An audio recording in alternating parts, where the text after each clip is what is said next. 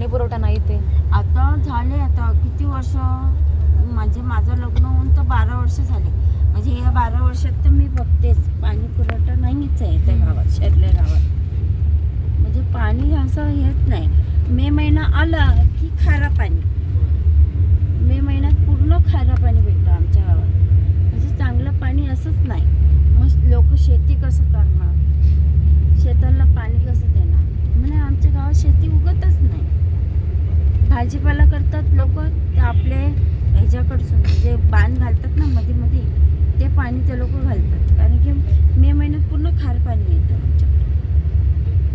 पूर्वीपासून समस्या आहेच ही पूर्ण म्हणजे पूर्वीपासूनच चालत आली.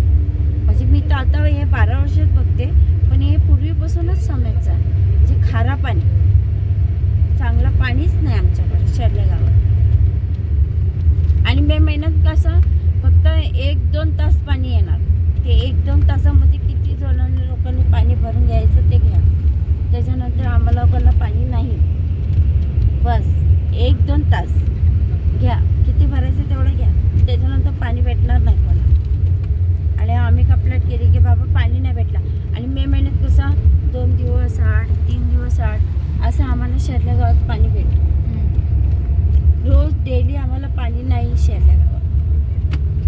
1 दिवसांनी, 2 दिवसांनी, 3 दिवसांनी असं पाणी आम्हाला शेरल्या गावात पाणी भेटतं. पाणी म्हणजे सगळंच फक्त पिण्याचं पण आम्ही तेच पितो. आम्ही विहिरीचं पाणी प्यायला आणतो, पण विहिरीचं पण पाणी आणतं. ते आम्ही विचार करून विहिरीचं पाणी आणतो. आम्ही खाली तुला सांगते, आम्ही नदीकडे जातो. तिथं नदीकडे आमची एक विहीर आहे, तिथनं आम्ही पाणी आणतो पियायचं. आणि नळाचं जे पाणी आहे खारा पाणी, ते आम्ही